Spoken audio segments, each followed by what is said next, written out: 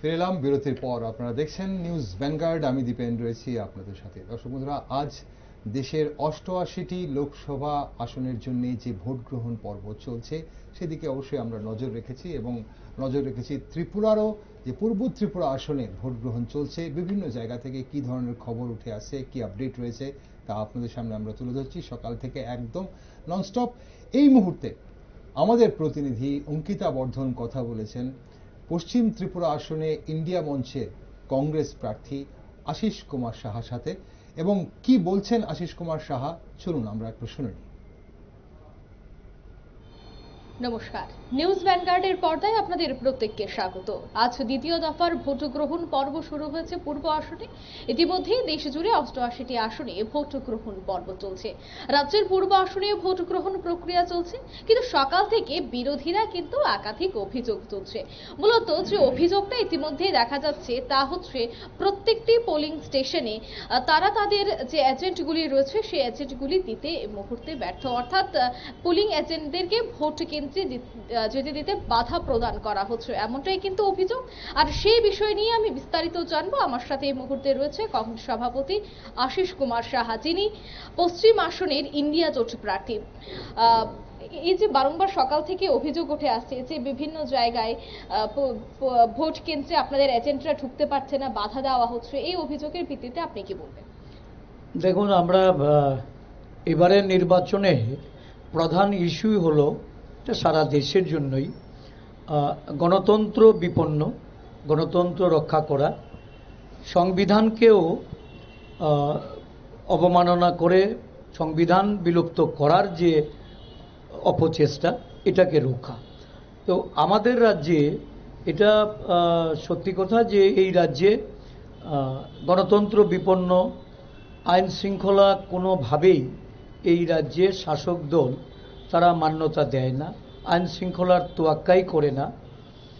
গত দুদিন ধরে আমি পশ্চিম ত্রিপুরা আসনেও এটাই দেখেছি যে সড়ক প্রচার শেষ হওয়ার পর ১৪৪ ধারা জারি করা হয়েছে, কিন্তু এই ১৪৪ ধারার মধ্যে দেখা গেছে যে বাইক নিয়ে বিশাল বাহিনী তারা বিভিন্ন পাড়ায় পাড়ায় যাচ্ছে, বাড়িতে গিয়ে হুমকি দিচ্ছে, বিভিন্ন বিরোধী দলের সম্ভাব্য এজেন্টদের।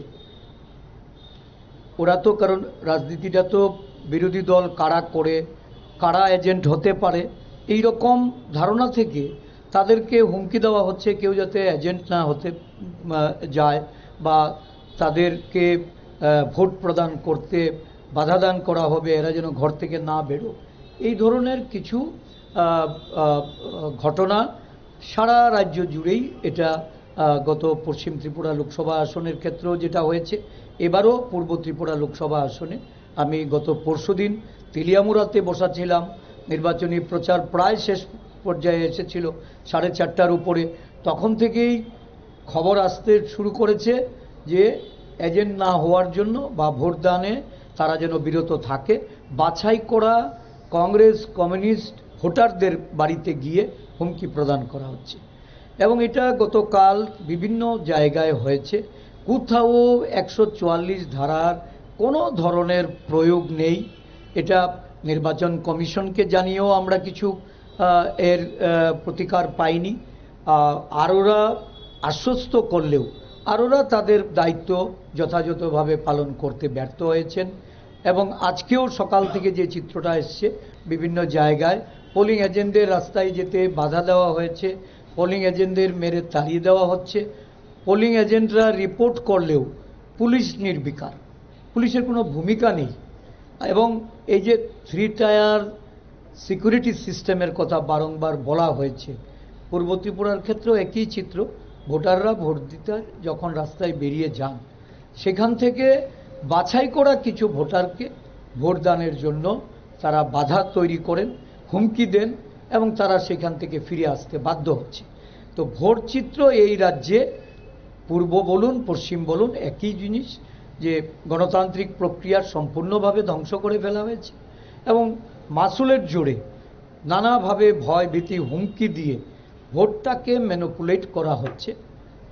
কিছু কিছু জায়গায় যারা প্রতিবাদী বা যারা এইটা প্রতিরোধ করে ভোট দানে এগিয়ে যাচ্ছেন, তারা ভোট প্রদান করছেন। আমরা প্রতিনিয়ত খবরাখবর রেখে চলেছি। তো দেখা যাক শেষ অবধি কোন জায়গায় গিয়ে ঠেকে। আপনারা কি এই অভিযোগের ভিত্তিতে নির্বাচন কমিশনের দ্বারস্থ হবেন?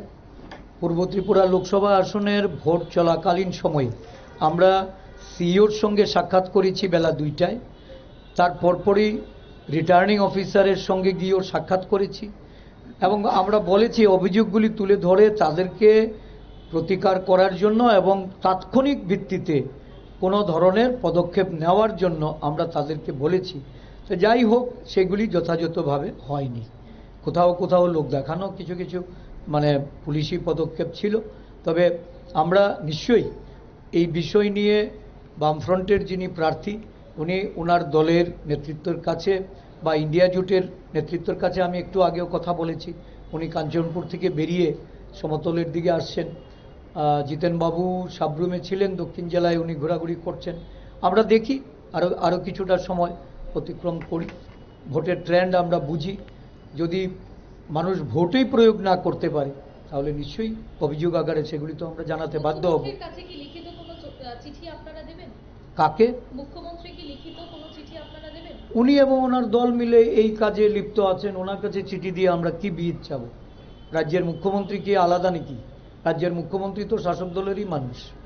এবং সবচেয়ে বেশি আমি আপনাকে বলি, নির্বাচন পরিচালনা করবেন নির্বাচন কমিশনারের, এখানে যিনি ত্রিপুরাতে চিফ ইলেকটোরাল অফিসার উনি করবেন, আর আরোরা দেখবেন।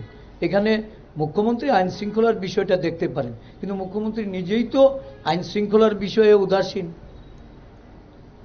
উনি বর্দোয়ালির এলাকা থেকে প্রতিনিধি, উনি এখান থেকে জিতে মুখ্যমন্ত্রী হয়েছেন।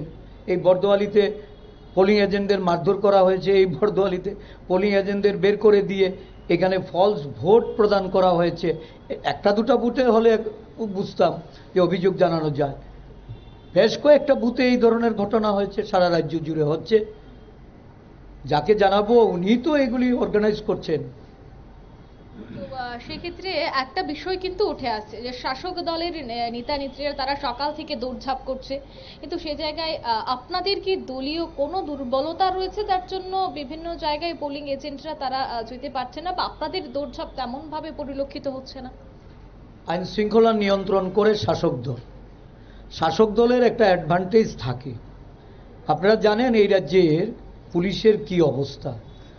যারা নির্বাচন পরিচালনা করবেন নির্বাচন কমিশনারের, এখানে যিনি ত্রিপুরাতে চিফ ইলেকটোরাল অফিসার উনি করবেন, আর আরোরা দেখবেন। এখানে মুখ্যমন্ত্রী আইন শৃঙ্খলার বিষয়টা দেখতে পারেন, কিন্তু মুখ্যমন্ত্রী নিজেই তো আইন শৃঙ্খলার বিষয়ে উদাসীন।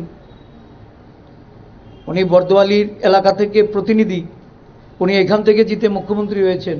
এই বর্দোয়ালিতে পোলিং এজেন্টদের মারধর করা হয়েছে, এই বর্দোয়ালিতে পোলিং এজেন্টদের বের করে দিয়ে এখানে ফলস ভোট প্রদান করা হয়েছে।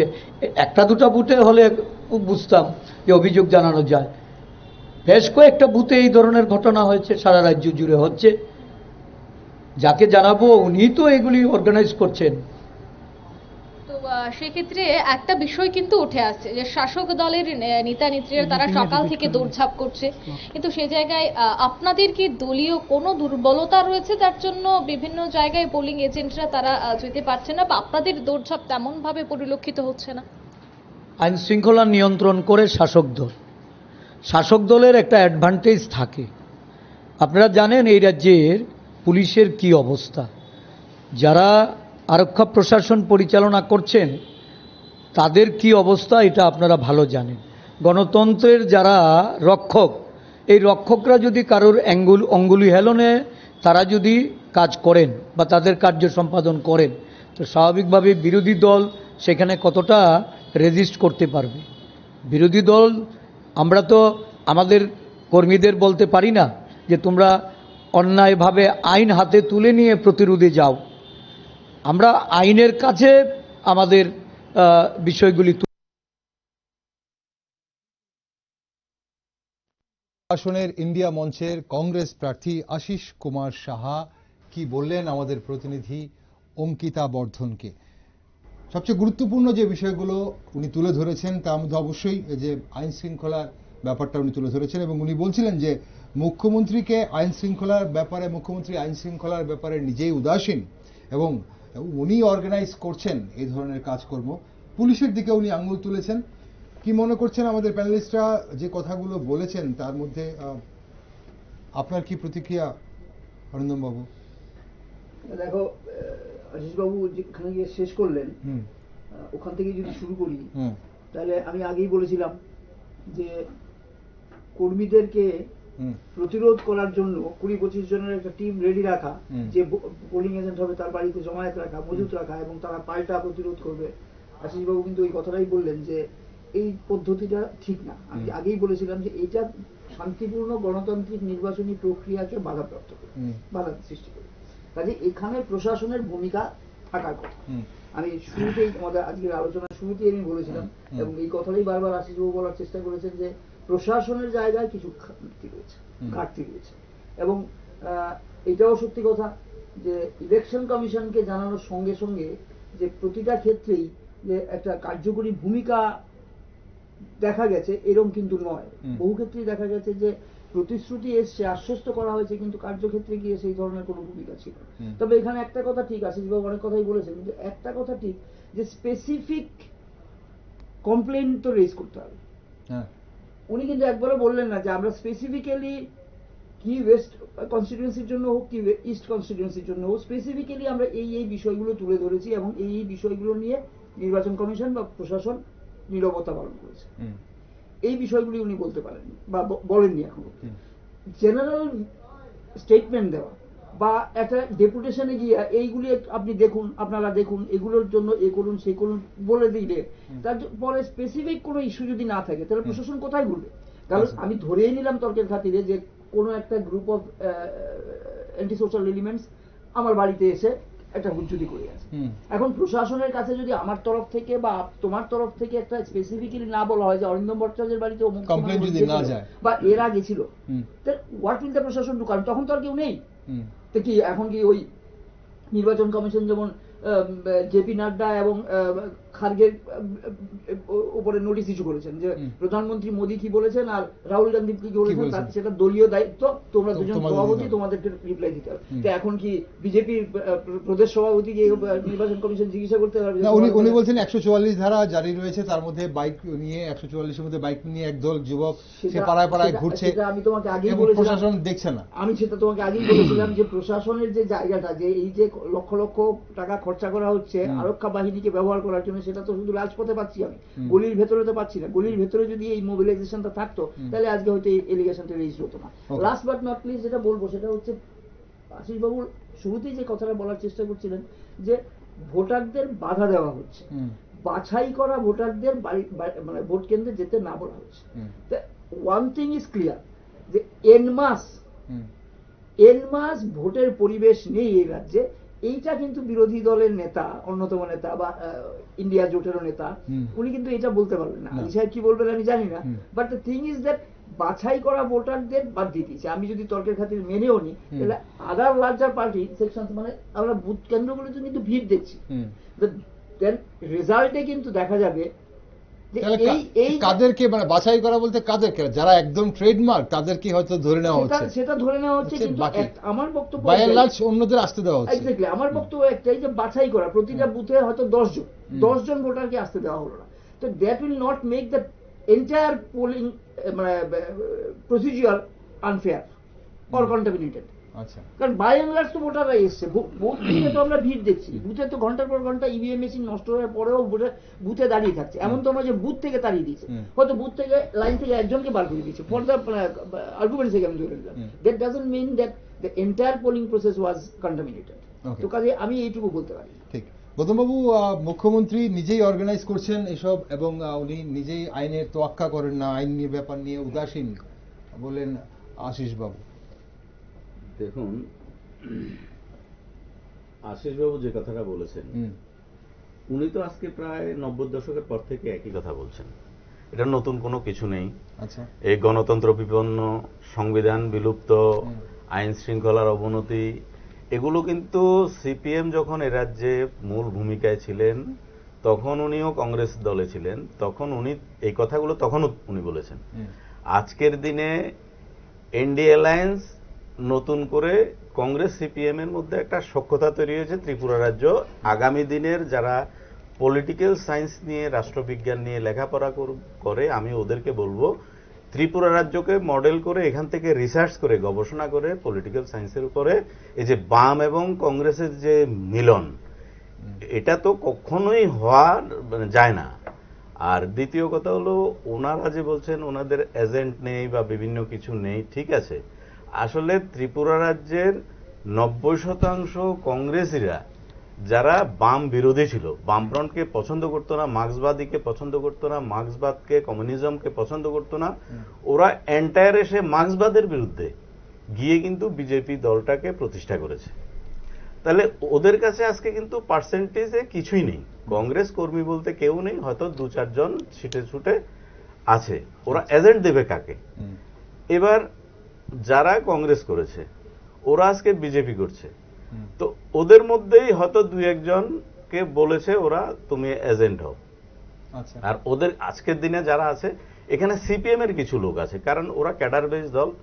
সিপিএম এর কিছু লোক যেমন কতগুলো প্রহসন আমরা এখনো দেখছি, ওই যে একটু আগে আমি বলেছিলাম যে এরা মানে চোরাস্রোত বইছে, সিপিএম এর কমিউনিজমের একটা লোক রাষ্ট্রবাদী সংগঠনের সঙ্গে ঢুকে গেছে, গিয়ে ওরা ওই চোরাস্রোতের মতো কাজ করছে, একটা মিশ্র সংস্কৃতি তৈরি করছে রাষ্ট্রবাদী সরকারটাকে মানে ইয়েতে ফেলার জন্য।